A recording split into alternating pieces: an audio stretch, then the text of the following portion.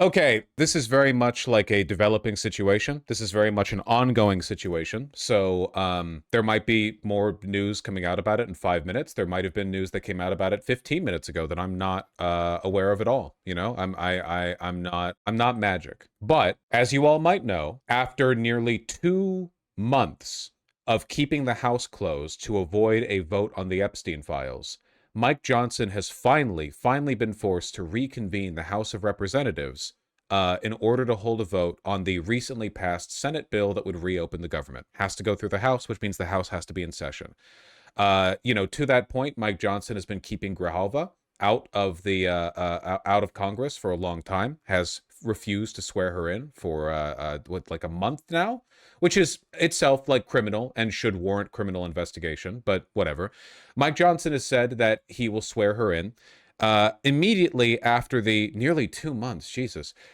Immediately after the House reopened, the oversight Dems released some remarkable emails. So now that the House is in session, the House Oversight Committee and the Democrats on the House Oversight Committee can, go back to doing their job. It's pretty bad. These are emails from Epstein's estate. So their authenticity is not deniable. They have been held as legal evidence for years and years. They were just sealed because, as was the case in the case that they were brought up in, they did not necessarily pertain to the facts of the case and incriminated other people. Like, for example, this one from Jeffrey Epstein to Ghislaine Maxwell. Probably know those two names. Epstein says, "I want you to realize that that dog that hasn't barked is Trump. Victim spent hours at my house with him. He has never once been mentioned. Police chief, etc. I'm 75% there."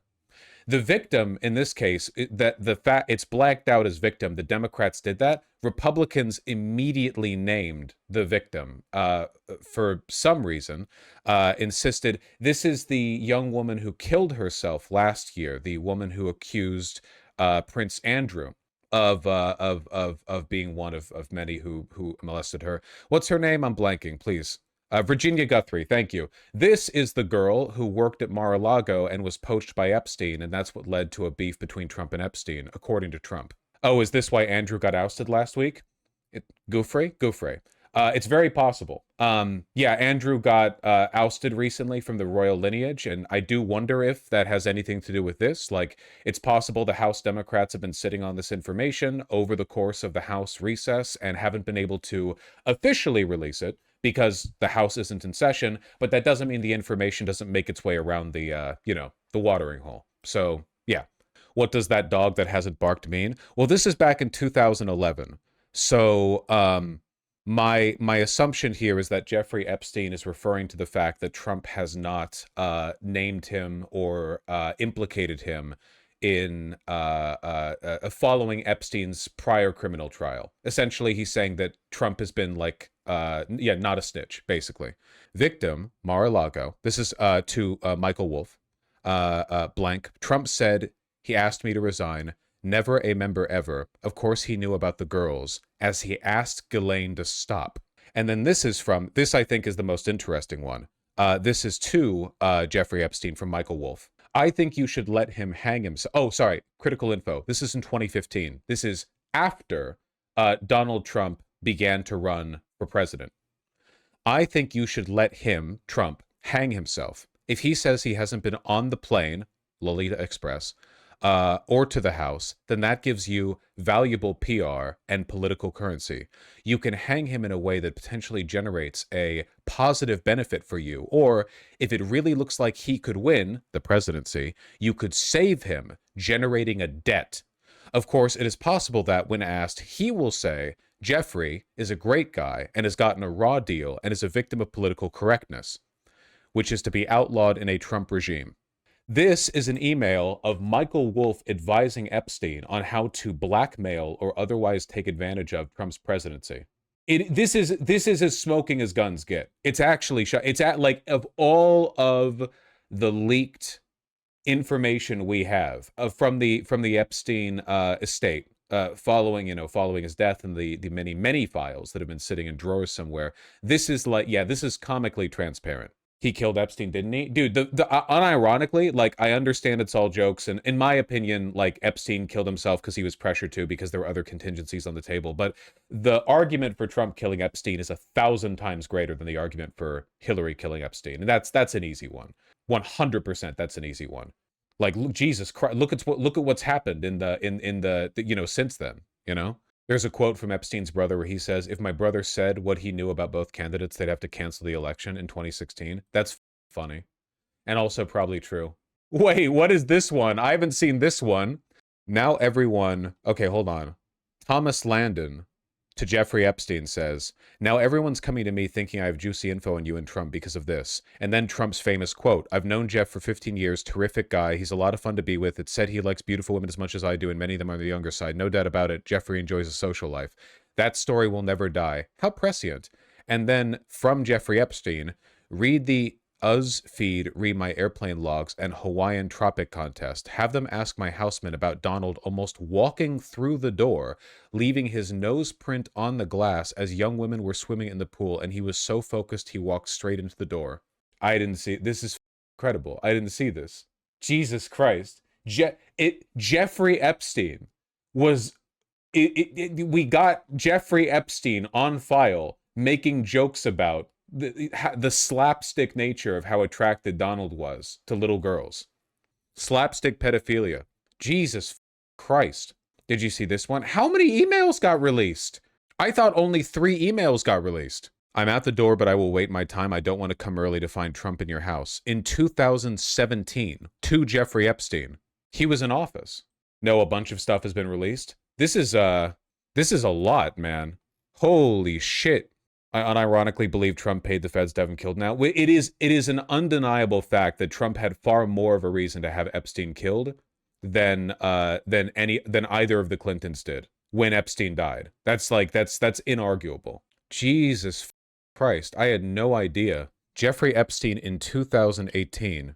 You see, I know how dirty Donald is. My guess is non-lawyers, New York business people have no idea what it means to have your fixer flip. Especially given when these emails were dated, it really, it adds to the possibility that Trump found out that Epstein was not as happy with their long-standing friendship. Today, Trump tried to blackmail Lauren Boebert into taking her name off the Epstein discharge petition. Oh, it's worse than that, by the way, if you can believe it. After these emails were released by the Democratic House Oversight Committee, or the Democrats in the House Oversight Committee, Trump had an emergency meeting where he convened with, among other people, Lauren Boebert, who is one of the Senate or one of the House Republicans in favor of releasing the files. They're actually desperate to keep there's nothing to argue about anymore. There's no argument about this being a nothing burger. The Trump administration is fully aware of what these files would do. Nobody has ever been this obviously guilty. Trump and his admin on Wednesday ramped up a pressure campaign on congressional Republicans who are pushing for a full release of the Justice Department files about the convicted sex offender Jeffrey Epstein, rushing to head off a House vote on the matter. Top officials met in the, White House Situation Room. This is an actual, 9/11 for them. They brought Lauren Boebert into the White House Situation Room. DEFCON Don, yeah. On Wednesday, with Lauren Boebert, Colorado Republican, backing an effort to force a House vote, she was summoned to sit down with top Justice Department and FBI officials, according to 2 people familiar with the matter. One of the people said the session included Pam Bondi and Kash Patel. Both people spoke on condition of anonymity because they were not authorized to comment on the private discussions. Immediately it leaks, obviously, of course. Like everything in the Trump administration, you can bring people to the Situation Room and it's all top officials, and immediately someone will leak this information. Carolyn Leavitt, the White House press secretary, confirmed the meeting had taken place, calling it an example of transparency.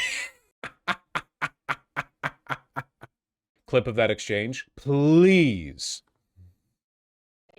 Reagan. In transparency, Caroline, why are White House officials then meeting with Representative Boebert in an effort to try and get her to not sign this petition calling for the release of the files? Doesn't it show transparency that members of the Trump administration are willing to brief members of Congress whenever they please? Brief. Yeah, that's what you do. We're brief. Listen, we're just briefing the one most loyal Republican who still wants to vote for the release of the Epstein files in the Situation Room. We're just filling her in, man. We're just filling her in, okay? Yeah, close the door behind her. Lock the door, please. We're just filling her in. We're just filling her kneecaps in. Doesn't that show our level of transparency? Doesn't that show the level of transparency when we are willing to sit down with members of Congress and address their concerns? That is that's a defining factor of transparency. Having discussions with members. Also, you know they're panicking because normally Carolyn Levitt has the confidence to sort of like bluster and performatively attack people who ask pressing questions, but this like pathetic defensive, actually it was us, we were just having a friendly convo. You know, they're very obviously nervous. Members of Congress about various issues, and I'm not going to detail conversations that took place in the Situation Room, in the press briefing room. Reagan. I have a question about the Situation Room, man. Jesus Christ. How's the MAGAverse taking this? Well, a lot of them are just pedophiles, so you're going to get what you're going to get. But the Epstein files continue to remain like a really, really sore subject for the Trump administration. It's definitely not something they can shrug off as easily as a lot of their other. It's weird inflection points, you know? It's weird inflection points. I think this one might be the worst one yet. Jesus Christ. From Jeffrey Epstein to Thomas Jr. Landon. Would you like photos of Donald and girls in bikinis in my kitchen? Yes. And then presumably names of victims. If Epstein hated Trump enough that he was this willing to... Remember, the whole point of being Jeffrey Epstein is power brokering, gathering dirt on people so that you can use your relationship with them for mutual benefit, but if they ever cross you, you have like videos of them toddlers or whatever. If Epstein was playing it so cavalier with his relationship with Trump that he was talking with other people like this about potentially blackmailing him as he ran for president in 2015, totally explains why Trump would have him killed. Why do major news sites say there's just 3 meals released? Well, I suppose they haven't caught up to it. CNN breaking news. All right, we do have breaking news in the Jeffrey Epstein investigation. Democrats on the House Oversight Committee, minutes ago, literally, releasing emails that they say were written by Jeffrey Epstein that explicitly... Is there a chance Dems will flop in this too? It's very possible that Donald Trump is able to get enough Republicans to flip on this that they won't pass the House. But again, like, this just makes him look bad. The whole point of this is making him look bad. Our president is a pedophile, you know? Whether the files get released, which will show evidence of him being a pedophile, or the emails continue to get dropped from the Epstein estate, which show that he's a pedophile, or he mobilizes his party to block the release of the votes, which shows that he's a pedophile. There's no way out for him. The only thing that could exonerate him would be the release of the files, and Epstein's in there saying, yeah, Trump's been an angel the whole time, he's never done anything. It's amazing. But that's not happening. So there's no way out for him. It's really just a matter of which path is the most optically manageable one, you know? I wouldn't be surprised if it doesn't make it through the House because enough Republicans flip. But if that's the case, you know, Democrats can just keep talking about it. Specifically mention Donald Trump by name and in context that we really haven't heard before. Let's get right to Caitlin Collins, who's got this reporting. Caitlin, what are you learning? Yeah, John, these are emails that show Jeffrey Epstein mentioning Donald Trump by name multiple times in private correspondence that he's got presidential immunity. He's untouchable. That's not how this works. For one, not related to his office as the role as the president. And for two, we're talking mostly about optical harm. Like, obviously, no, the Department of Justice is not going to indict him for being a pedophile. With people including Ghislaine Maxwell, obviously his longtime associate and accomplice, and also the author Michael Wolff in a time span of about the last 15 years or so in these emails. I was saying he might just be an Israel conspiracy posting. I don't remember saying it was conspiracy posting. I don't think I've said anything on it. You, on the other hand, keep saying it over and over and over, which is really weird, you know? Israel is an evil Hitlerite country, and I think it should be treated as such. But when people treat it like it's the secret key to every conspiracy, it does make me like a little suspicious, you know? I don't think that Epstein's alive in Israel because I think that's stupid and unlikely. I think he's dead because he was pressured into suicide, probably because he had other things that he cared about that were threatened. That seems far more likely to me, you know? Like, why are you, what's the obsession? What do you keep, look at this. You said it 3 times in a row. What are you talking about, man? Shut the f up. Now, these are coming out from the House Oversight Committee. They had issued a bipartisan subpoena to Jeffrey Epstein's estate. Everyone's so eager to point out that, like, Epstein had connections to Israel. Yeah, no shit, man. He was evil. All evil people have connections to Israel. Pedophilia is spiritually Israeli. Hello, I am an Israeli man, and this is my sexual preference. You know, this is my paraphilia. Yeah, I know. Okay, I understand. As you know, earlier this year. And so they've gotten their hands on a trove of documents. And these are emails that included Jeffrey Epstein on them. They were sent either to him or from him that mention Donald Trump before he was in office and also while he was in office during his first term. And I want to walk you through these emails of what exactly we are reading in Jeffrey Epstein's own words in these emails that have been released by the House Oversight Committee. And in one, it looks really, really, really bad for him. It looks bad enough that he immediately posted to Truth Social, by the way. The Democrats are trying to bring up the Jeffrey Epstein hoax again because they'll do anything at all to deflect on how badly they've done in the shutdown and so many other subjects. Only a very bad or stupid Republican would fall into that trap. See, this is him talking to the House Republicans. Please don't vote on the release of the files. Don't make it go to the Senate. Don't make it go that public, please. The Democrats cost our country $1.5 trillion with their recent antics of viciously closing our country while at the same time putting many at risk, and they should pay a fair price. There should be no deflections to Epstein or anything else, and any Republicans involved should be focused only on opening up our country and fixing the massive damage caused by the Democrats. Please, Lauren Boebert, please flip. If Lauren Boebert does not flip on this, by the way, they're gonna put a hit out on her. If they brought her to if it's so desperate that they brought her to the fucking Situation Room, oh my God. There's no way. There's no way she doesn't flip. I would be amazed if she holds strong. One of them, Jeffrey Epstein says, and I should note, Trump did not send or receive any of these messages. He's not a party to these emails, John, but these are emails from Jeffrey Epstein to Ghislaine Maxwell. This is one from April 2nd, 2011. And in this email, Jeffrey Epstein writes to Ghislaine Maxwell and says, quote, "I want you to realize that the dog that hasn't barked is Trump. There's a name that's redacted, which the House Oversight Committee has said is a victim of Jeffrey Epstein's. Obviously, we have not been able to independently confirm that because her name is redacted from this email. But they say redacted spent hours at my house with him. He has never once been mentioned. Police chief, etc. I'm 75% there."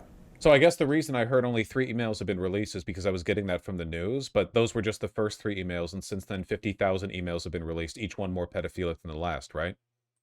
Ghislaine Maxwell responds to that email, John, and says, quote, "I have been thinking about that."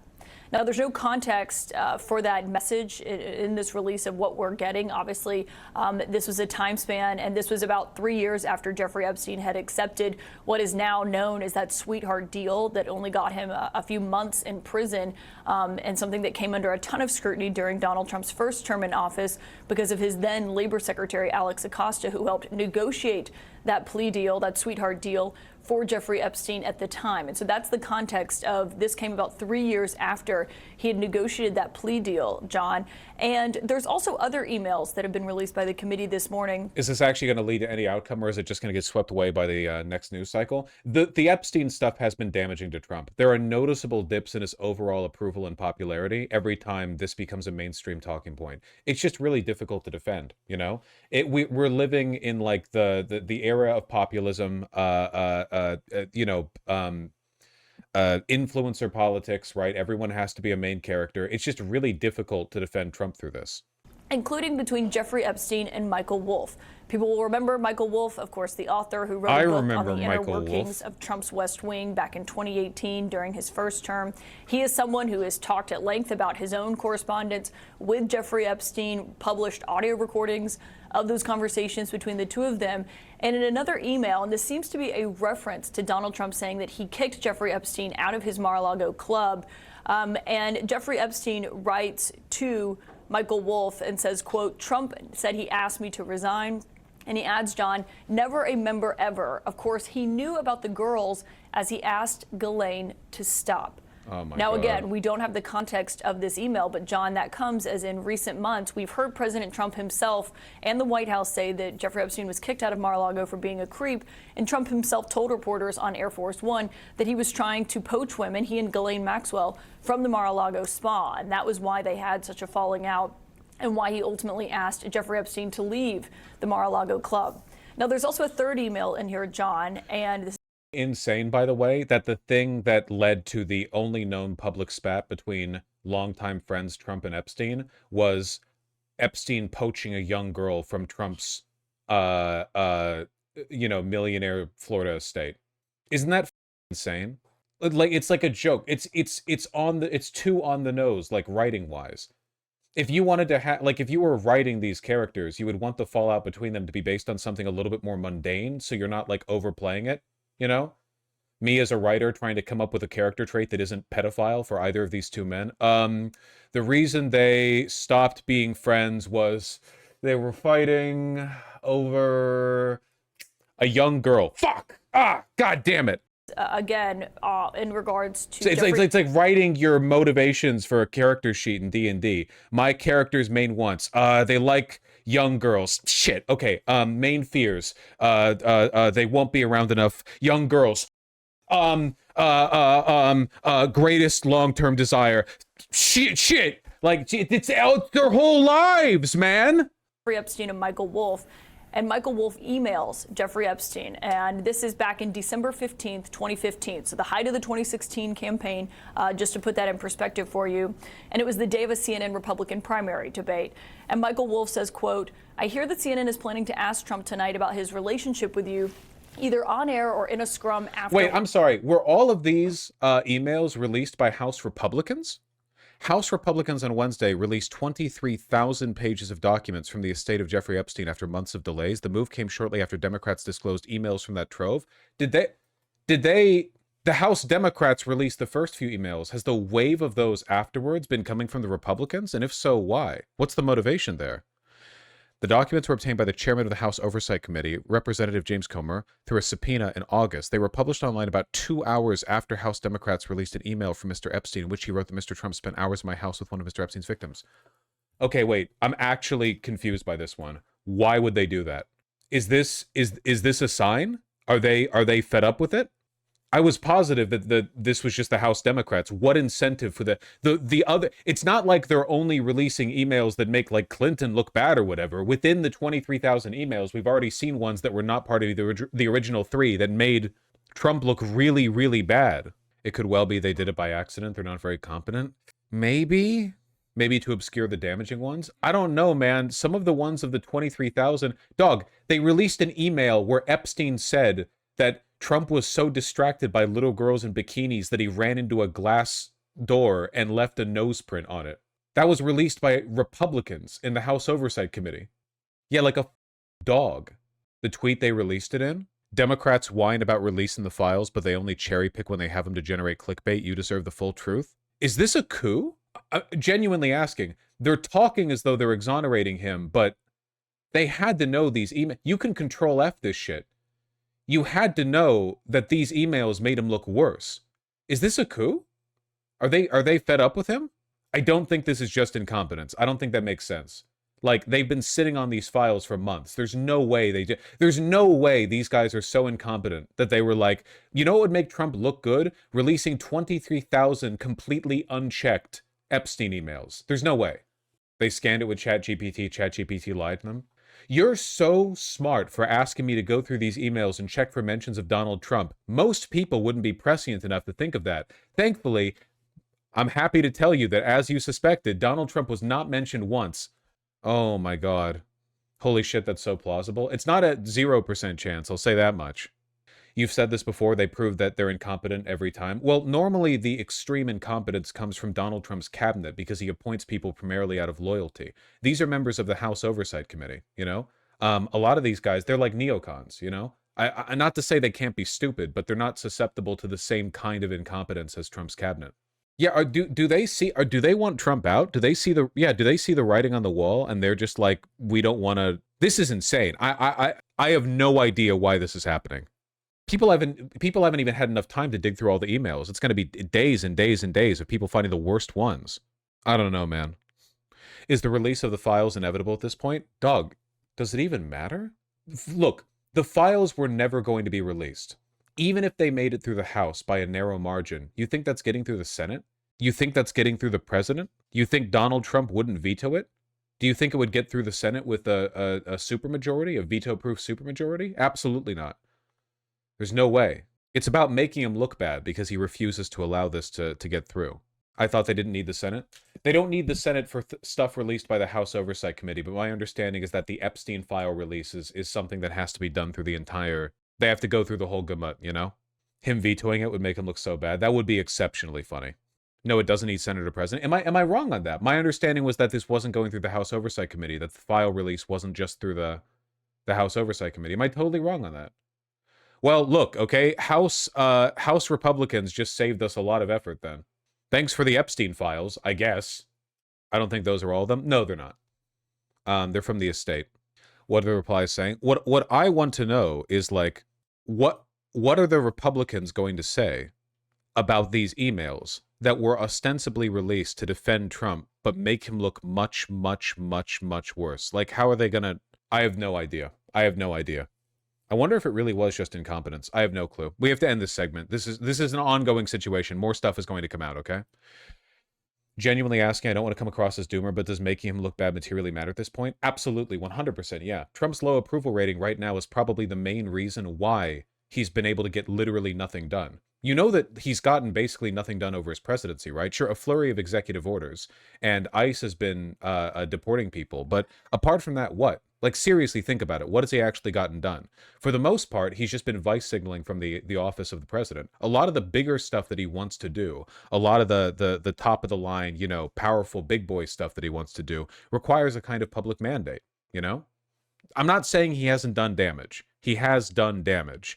But trust me, the difference between... Look, you want to see what happens when Donald Trump has the public mandate, okay? Go to El Salvador. Look at Bukele, you know? Look at countries that have their own, like, populist far-right autocrat who come in off a mandate of real public approval. They can do whatever the they want. They they destroy everything on their way, you know? Hungary Hungary a decade ago. Russia, Argentina, yeah, to a large extent.